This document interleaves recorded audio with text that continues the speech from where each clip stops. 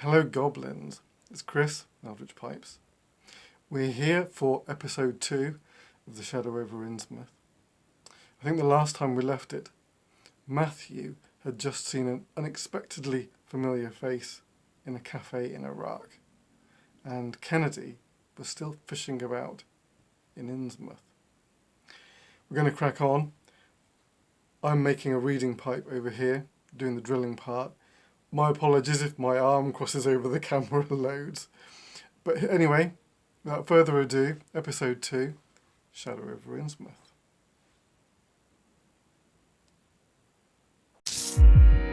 BBC Sounds. Music, radio, podcasts. This podcast includes strong language. At the beginning of the last episode, I played you a piece of audio, part of the archive of Charles Dexter Ward's conversations with Jonathan Willett. So, what has prompted this sudden interest in your ancestry, Charles? Well, I don't think it's sudden. Does it seem sudden? Well, perhaps it's just new to me. I want to know who I am. In the sense that... In every sense. I don't think I'm the person they think I am. Well, who's they? People. You. My family. Your family don't know who you are?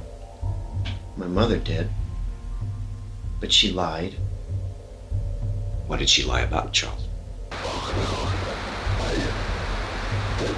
I was up in the attic and I found something. When we first heard that, we thought it was just some kind of audio glitch. This was an old analogue tape that had not been stored in the best conditions. But when I started to isolate it and try to clean it up... Your family don't know who you are? My mother did. But she lied. What did she lie about, Charles?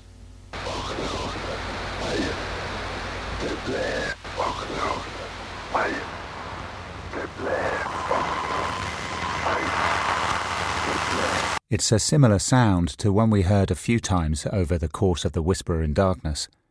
We heard something like it on Henry Akeley's Doorbell app and on the Babylon broadcast.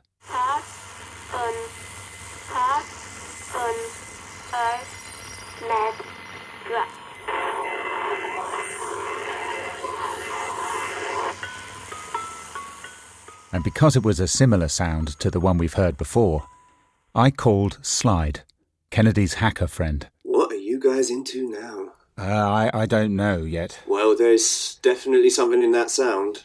I did the thing Kay had me do last time. Hook the thing up to a Stone Age games machine, treat it like a loading signal. And? Where the exploding fist, mate. Okay, I'm not sure. A gamer joke. Right. It's numbers. You play that sound into a ZX Spectrum, it puts 2 lines of numbers up on the screen. Okay, what are the numbers? You got a pen? Yep. First line, 51483. Next line, Yep. 34952. Okay, so we have to work out what they I refer think I've to. done that. Right. And this is going to blow your mind. Have you heard of a planet called Haumea? A real planet. Yeah, real. It's in the Kuiper Belt. The Kuiper Belt. Like an asteroid belt out on the edge of the solar system. It's where a lot of the comets come from. Okay. Alright, so, if you put these numbers into a computer as the values of a perihelion and an aphelion... No, I'm lost. Coordinates in space, Matt. Right, back again. Right. Those numbers are the coordinates of a planet called Haumea. Okay. I know, right? Well, I mean, you've randomly attributed some numbers and found... There's no reason to think that that's what the numbers are leading to. Have you any idea how big space is? Large, I understand, yes. How much nothing there is out there. And so the chances of a random bunch of numbers describing the coordinates of something... Well... And you guys are all over this alien thing. Well, no, not all over aliens. Did you listen to your last series? That was aliens, mate. This is aliens. The truth is out there. One of the more interesting aspects of making a show like this is that while Kennedy and I try to maintain a level-headed, even cynical approach to our subject matter, some of our listeners can be a little more credulous. I didn't know what those numbers meant. but I was pretty sure they had nothing to do with some planet out on the edge of the solar system.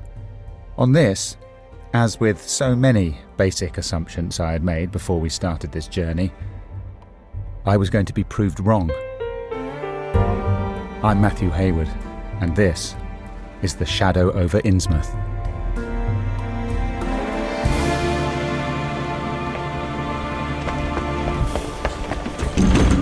Hello? Is anyone there? Let me in!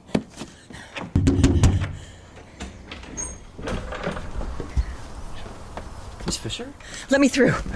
I'm so sorry. We locked the door at 10 o'clock, and I've quite forgotten. It's a force of habit, I'm afraid. Is there someone out there? Is there... I think someone was following me. Oh, One second.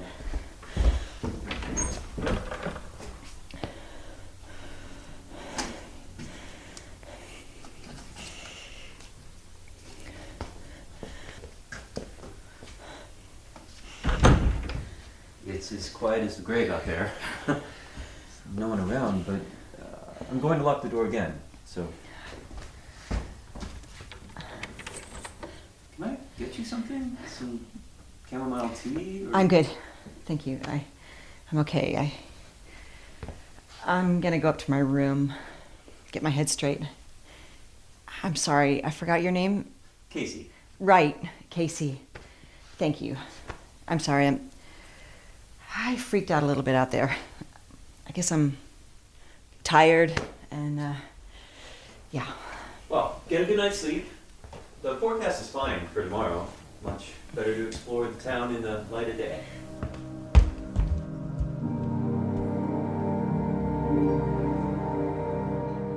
After the kerfuffle I caused at the cafe, Jasper sent me back to the hotel while he stayed around to ask questions. Even as I was getting my breath back, I realised that the woman I chased out of there couldn't possibly have been Kennedy. I knew Kennedy was in the States. And yet, the voice, and even though it was dark and I didn't have a clear line of sight, the physical similarity of that woman to Kennedy Fisher.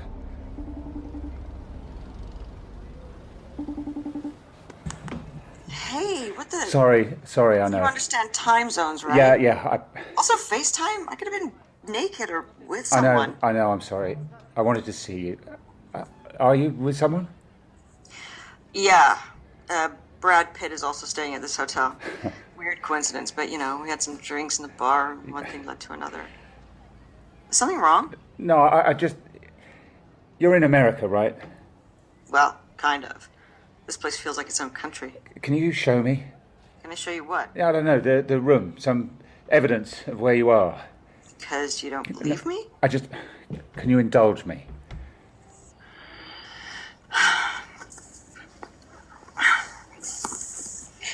What do you want to see? Hotel room. Here it is. I'd show you the view, but as previously noted, it's the middle of the fucking night. That room is huge.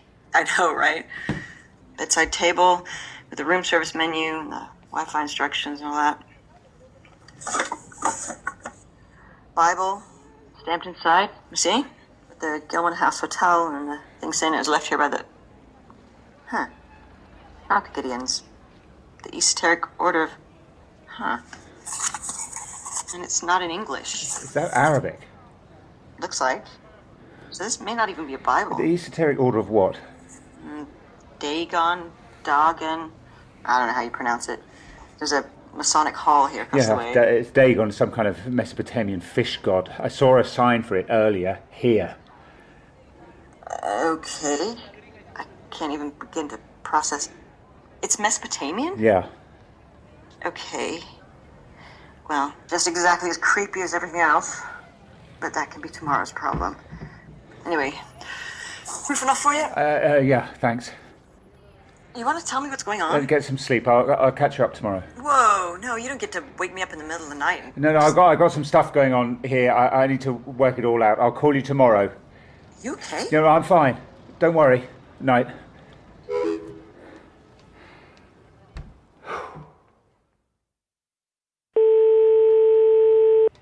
Hello?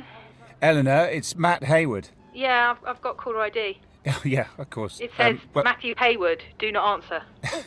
Okay. I have a... Do you have a minute? I'm in Iraq, in Mosul, and I've come across something called the Esoteric Order of Dagon. Okay. When you say come across... I mean, I've seen signs for it, and I think they might be somehow involved They don't exist anymore. You sure? No, I'm not sure, but I think you should walk away from this one. I'm serious. Really? Why? I thought you didn't believe any Nothing to do with what I believe. We've talked about this before. Beliefs are dangerous if they cause people to behave in a certain way. The Esoteric Order of Dagon was basically a death cult. If they're still around, or someone has started it up again... Seriously? Seriously. There are some really horrible stories about people who got on the wrong side of them. Okay, so what do they believe in? Oh, all the same stuff you've been looking at. Dagon is a Persian deity, kind of like Poseidon, half man, half fish. Okay. But that particular order, they always took it a bit too far, and there were rumours. What kind of rumours? You remember that whole Nyarlathotep business you got into in Suffolk? Yeah, of course. Well, the theology nerds think that the Esoteric Order of Dagon was less about worshipping a big merman and more about empowering him as an avatar for Nyarlathotep. Okay. Now, there's no need to take that tone. I'm just reporting. Yeah. And what they believe isn't the point anyway. The point is that they are extremely hostile to strangers, and you should stay away. All right, well, can you do me a favour and look into any recent reports of their activities, either here or in America? America? Kennedy's seen references to them where she is, this little place in New England called Innsmouth. That's weird. Okay. I'll see what I can find. Be careful, yeah? Yeah, I will. Thanks, Eleanor.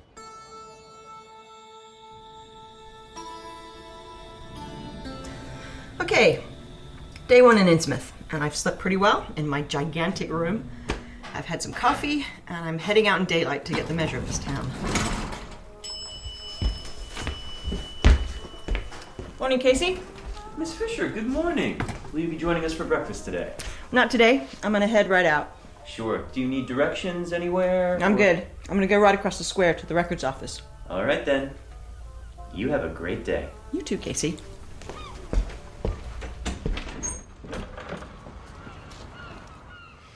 It's still really quiet out here, but it seems less dead than last night.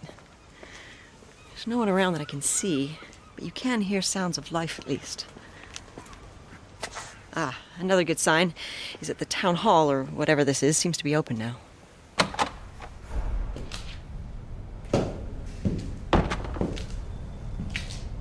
Hi, can you help me? I'm looking for... Kennedy Fisher. Hi.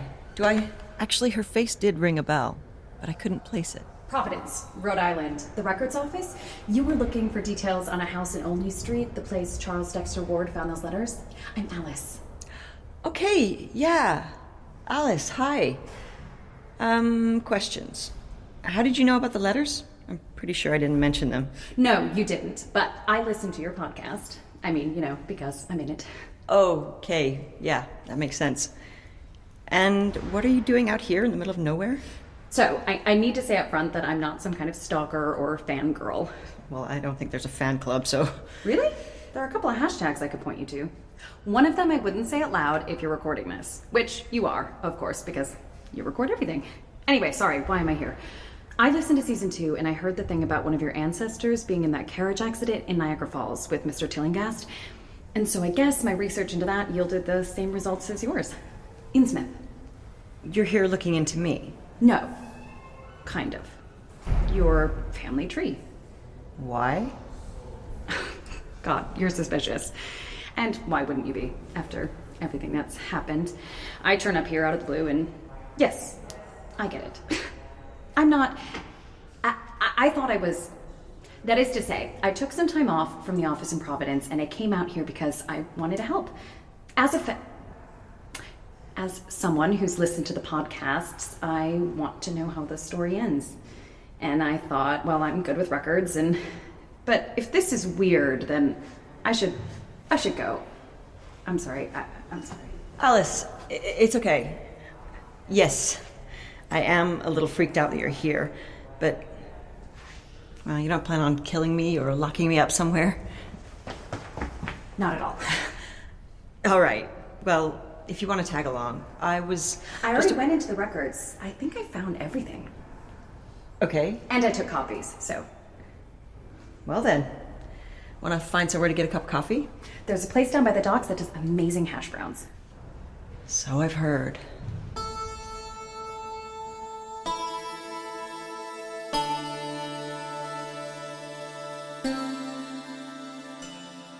I waited another hour in the room, and Jasper had still not been in touch. I'd already left him several text messages warning him about the esoteric Order of Dagon, and I knew Jasper was pretty good at keeping tabs on his phone. So I decided to head back to the cafe to look for him. Okay. So, as with all of these things, there's more detail in the recent history, and it thins out a lot the further back you go. We were at the little place by the docks, and the hash browns had indeed been excellent. This was my first real glimpse of the locals. Up until now, the town had felt almost deserted, like a holiday resort in the off-season. But there were people here in the cafe. Just a few, but they seemed to be locals, as did the two staff I could see. They all had those same flat features and wide-spaced eyes that I'd noticed on the bus driver. I call it the Innsmouth look. I think there's been a fair amount of inbreeding here over the generations. Alice and I talked while we ate, and she told me a little more of her responses to the podcast and why she had come to Innsmouth. The more she explained herself, the more I understood how our investigation had chimed with her love of historical records and the secrets to be found within them. And I started to relax about her showing up here out of the blue. Alice was a little like me. She'd sunk her teeth into a mystery and she wasn't about to let it go. When we finished eating, we started to go through the records Alice had copied from the Innsmouth archives. Okay. So, the most recent of your ancestors I could find in Innsmouth was a woman called Abigail Fisher. Does that name mean anything? No. When are we talking? She was here up until sometime in 1928. That's the point at which she leaves the records, and I don't know yet where she went or what happened to her. Okay, well, she's not my great-grandmother because her name was Edith. She could be her cousin, maybe, or even a sibling. She doesn't seem to have been married, and there's no record of any children, at least while she was here. 1928 is the year this town got put on the map. It's on the map? There was a big raid in February 1928. The feds tore the place apart. Because of Prohibition? Supposedly. I know it's easy to get sucked into alternate versions of events, especially when you've listened to your podcast as much as I have. What's the alternate version? Well, in July 1927, a man called Robert Olmsted came to Innsmouth. He was heading from Newburyport down the coast, and the bus he was on stopped here, and he had to spend the night. He claimed that a bunch of weird stuff happened to him here. What kind of weird stuff? Honestly, I've been piecing the account together, and it's not that clear. People stalking him through the streets in the middle of the night, some kind of weird cult. He reported this to the police, and they sent some people down to investigate, and they seem to have come to the conclusion that Olmsted had stumbled over an alcohol smuggling ring, and the gangsters had tried to intimidate him, and Olmsted misread the situation. Hence, they're raiding the place early the following year. That sounds plausible. It does. But? Well, you know, weird things, bumps in the night, strange cults. Okay, I get that this is on brand, but let's not go looking for stuff that may not be there. So 1927, 28, a sleepy port town. If they weren't shipping booze in from Canada, they missed a trick, right? Absolutely. But I wonder if it was booze, though. In Robert Olmsted's account, he talks about seeing this weird jewelry. Jewelry? Yeah, it seems like nothing, but he dwells on it so much that I thought I'd give it a look. The iconography is really weird. Here. Alice takes her phone out and shows me a picture of a gold medallion that appears to depict some kind of merperson. A human body covered in scales with the head of some kind of fish. Looking at it, I find myself becoming quite uncomfortable, almost nauseous, for reasons I can't explain. This particular piece is on display in the strange little Museum of Curios in Providence, but guess where they got it? Tell me. From the estate sale of the Ward House. As in? Charles Dexter Ward was committed to the asylum, and his house and all of his possessions were put up for auction. That is an interesting coincidence. And we don't believe in those, right? So I did some more digging. I looked at some of the other accounts we'd covered. George Peckingill, the guy in England who supposedly was an incarnation of Ikuaya. Right. In his will, he bequeathed a collection of what is described as esoteric gold iconography depicting mermaids, etc., to Edward Lansdale, who was the guy who was supposedly Ipkawai's next host. And then, in the possession of Rudolf von Sabottendorf, uncovered after he committed suicide. Same thing? Same but different. A gold medallion. It's long gone, but there's an illustration of it from the time, and it followed the same theme. More fish people? Yeah. And von Sabottendorf's piece is named. It's called the Medal of the Esoteric Order of Dagon. There's a building a couple of blocks away. I thought it was a Masonic hall, but there's a plaque on the door that says Esoteric Order of Dagon. From what I can gather, Dagon was a Mesopotamian god, part man, part fish. Matt Hayward called me last night, talking about the same thing. And there's a Bible in my hotel. Maybe not a Bible. I'm going to look into this. What's really interesting is that all of these gold icons, this Dagon stuff, seem to have originated here. In Innsmouth. The Marsh Refining Company. A gold refinery set up here in the 19th century. The Marsh family have been around these parts since the 1600s. They founded Innsmouth and they still pretty much own all of it. They're still here? Yes, yeah. One of the big houses on the coast. Keep themselves to themselves, from what I can tell. And they always have. The refinery is long gone, but this all links back to the Niagara Falls accident. The newspaper report says there were 4 women in the carriage with Tillinghast, but it only names Mrs. Fisher, Mrs. Mahala Smith, and Miss Mary Ann Ballin. Mrs. Smith and Miss Ballin died. So who's the 4th woman? I was looking at records in Innsmouth for Mrs. Fisher around that time. The newspaper said she came from Providence. Yes, I don't think that's right. I think they made the assumption because Tillinghast was from there. But there was an Emily Fisher who lived in Innsmouth in 1865, married to Samuel Fisher. Now, the Fishers were running ships in and out of the harbor, and their main client was the Marsh Refining Company.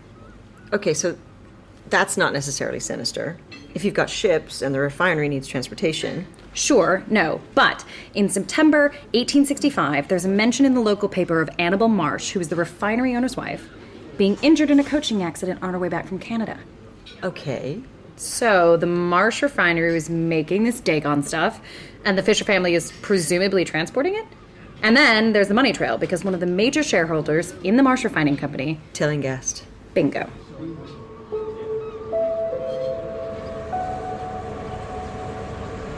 On the way back to the cafe where I'd last seen Jasper, I called Slide. All right, pinging his phone now.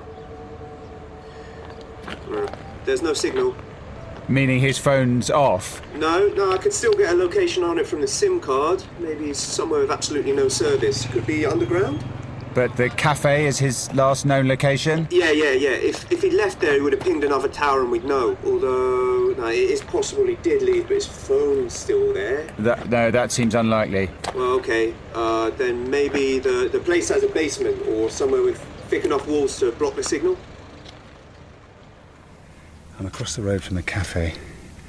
It's closed now. It's coming up to 1 in the morning, and the whole street is dark and quiet. I know there's at least one CCTV camera pointed at the front of this place, so I'm going to head round the back, see if there's any way in there, or if I can hear anything. So the back door here is the one I ran out of earlier when I was chasing the woman I thought was Kennedy. Oh, no, that's locked. Wait a second.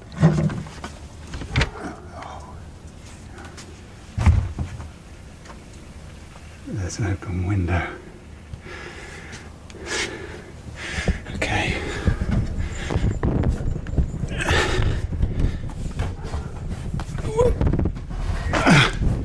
Okay. I'm in the kitchen. Okay, I don't think anyone's around. Yeah, there's no one here. It's all locked up tight. Apart from that window, obviously.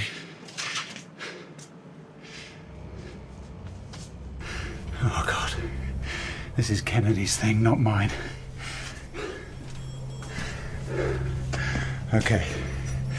So these are steps leading down to the cellar. Slide thought Jasper could be underground. Oh, God. They just go on and on.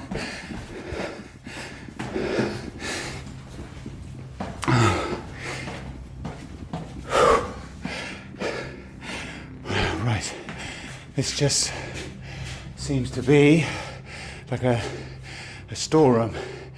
There are boxes stacked up around the walls, bottles of oil and stuff on the shelves. Oh, okay.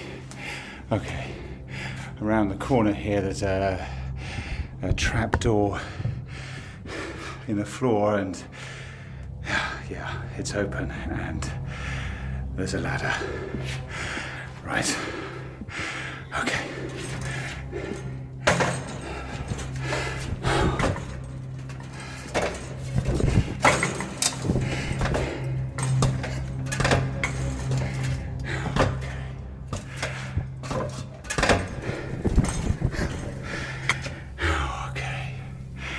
I'm in a tunnel leading away from the cafe. I'm not sure of the direction, so I've got a little turned around. There are lamps spaced along the tunnel, lighting the way. Oh, shit. There are carvings on the walls. It's Arabic script and some images that seem really old. The tunnel leads into a chamber.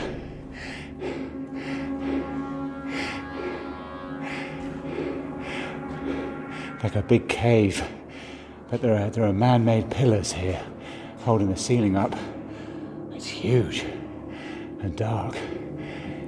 I don't want to use my phone light, but there's some light in the centre of the space, flickering like a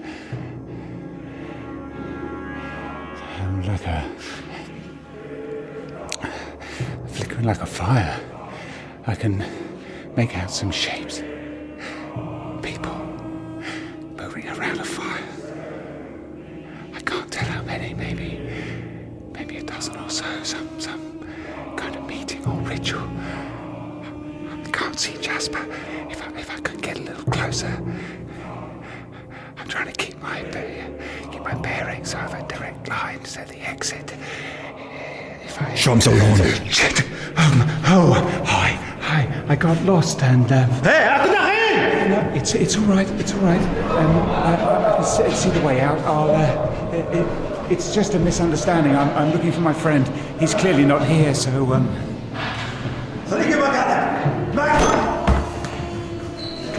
Come on, this way.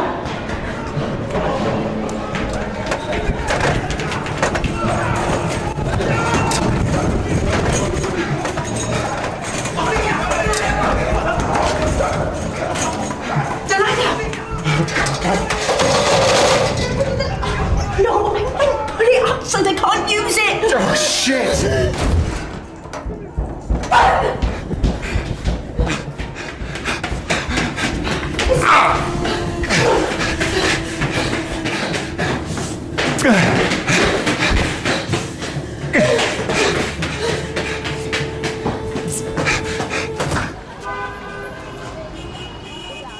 She seemed to know her way around. I followed her as we wove through the back streets of Mosul. This way! Come on! We ran until we were sure no one was following us anymore. No, it's okay. It's okay, they're not following. What was that? What the hell were you doing down there? A friend of mine has gone missing. Well, if he was missing down there, he's dead now. What are you doing? I followed you from your hotel. I need your help. How do you... Who are you? I think you were looking for me a while back. I'm Melody Cartwright.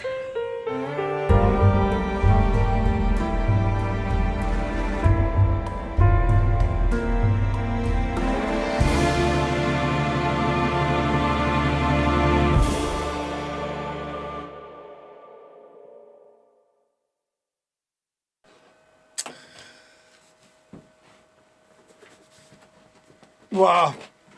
So, I don't know if you remember Melody Cartwright. She was kidnapped in the first season as being the last line of the Ward family. Okay. There we go. hope you enjoyed that. Things are just getting stranger. All right. I'll catch you all next week for episode 3. See you then, your loyal pipe maker.